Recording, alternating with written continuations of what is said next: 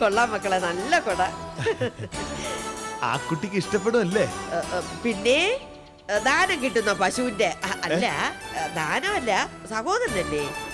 കുഞ്ഞ് സഹോദരനെ പോലെയാണേ കൊടുക്കണേ. പിന്നെ സ്വന്തം സഹോദരൻ. തല പോയാലും ശരി, ആ കുഞ്ഞിനോട് ഇതിനെ കുറിച്ച് പറയോ ചോദിക്കുകയോ ചെയ്യും. അല്ല, എന്നാലൊരു സൂചന, എന്തെങ്കിലും ഒന്ന് മിണ്ടാനായിട്ട്. അയ്യോ, പാടില്ല പാടില്ല, അതിനൊന്നും സമയായില്ല. ചേച്ചി പറയും, അപ്പൊ മതി മിണ്ടലും പറയലൊക്കെ, കേട്ടാ? പിന്നെ മക്കളെ, എന്താ ചേച്ചി? നിനക്കൊന്നും തോന്നരുതേ. പിന്നെ ആ കുഞ്ഞിന് ഒരു 10 കിലോ അരി. 10 കിലോ അരിയോ? 10 കിലോ അരി ആ കുട്ടിക്ക് ഏതോ അന്നാനപ്പട്ടി കൊടുക്കായി.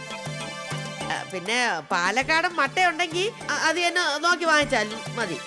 പിന്നെ കൂട്ടത്തിൽ കുറച്ച് പലവ്യഞ്ജനം, അത് പിന്നെ മറ്റന്നാളായാലും മതി. ഒരു ദിവസത്തേക്കൂടെ വരും. ഒന്നുമില്ല. അപ്പൊ അരി പലവ്യഞ്ജനവും മറക്കണ്ട.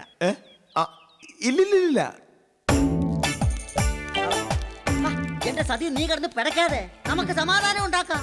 ഇല്ല, ദിവസവും അവൻ എന്റെ ഇന്ന് കാശ് വാങ്ങിക്കുന്നു. അതെന്തിനാണെന്ന് എനിക്കറിയണം. എന്തിനു പോണു, എവിടെ പോണു ഒക്കെ എനിക്ക് കണ്ടുപിടിക്കണം.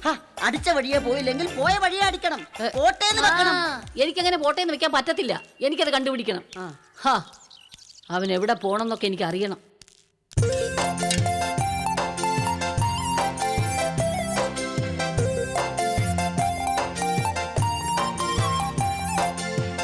കുഞ്ഞേ,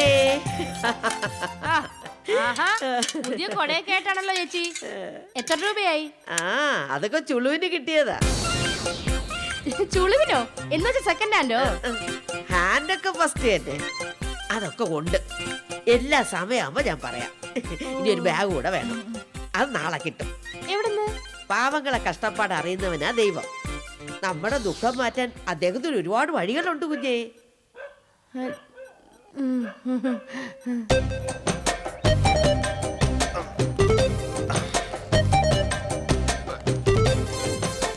വരാങ്ങണ്ടൊരു നേരം.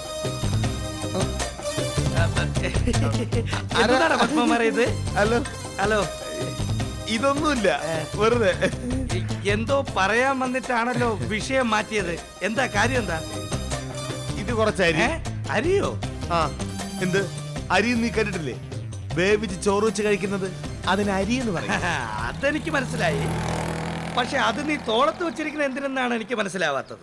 എടാ, കുനിഞ്ഞൊരു കുപ്പ പോലും എടുക്കാത്ത പാർട്ടിയാണ് ഇപ്പൊ അരിയും പൊരിയും എന്നൊക്കെ പറഞ്ഞ് നടക്കണേ. എന്ത് പറ്റി? വീടിനോട് ഉത്തരവാദിത്തമുള്ള അങ്ങനെയൊക്കെയാ. പക്ഷേ നീ അവിടെ വീടിന് വേണ്ടി ഒരു ഉത്തരവാദിത്വം കാണിക്കില്ലെന്നാണ് സഹിച്ചേച്ചി നമ്മളോട് പറഞ്ഞത്. ഇതുവരെ ഇല്ല, പക്ഷെ ഇനി മുതൽ നോക്കിയോ. ഇപ്പൊ അരി, ഇനി മറ്റന്നാ പലവഞ്ഞ പച്ചക്കറി.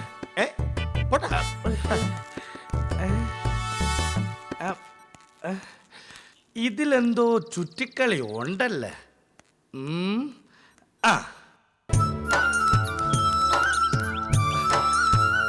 ഹായ്, ക്രീമിൽ മെറൂൺ. എന്താ പത്മകുമാറേ? ഒന്നുമില്ല, ക്രീമിൽ മെറൂൺ. 2-3 ദിവസമായല്ലോ ഈ ക്രീമിൽ മെറൂൺ എന്ന് പറയുന്നു. ക്രീം കേക്ക് എന്ന് കേട്ടിട്ടുണ്ട്. എന്താ ഈ ക്രീമിൽ മെറൂൺ? ക്രീമിൽ മെറൂൺ എന്ന് വെച്ചാൽ കുട. ക്രീമിൽ മെറൂൺ എന്ന് വെച്ചാൽ കുടയോ? ബാഗ്. ഈശ്വര, മനുഷ്യർക്ക് ഇത് എത്ര പെട്ടെന്ന് വട്ട് വരുന്നേ. 10 കിലോ അരി. 10 കിലോ അരി. ഈശ്വര, അരിച്ചാക്ക് വല്ലതും തലേ വീണിട്ടുണ്ടാവും. അതോടെ മെന്റലായതായിരിക്കും. പലവഞ്ഞനം നാളെ. പത്മകുമാർ നടന്നോളൂ. ഇല്ല, എനിക്ക് ധൃതിയില്ല. അയ്യോ, ആരോട് ഞാൻ പറയില്ല. ഈശ്വര, ഒരിക്കലും പറയില്ല. എന്തോന്ന് പറയില്ലെന്ന്?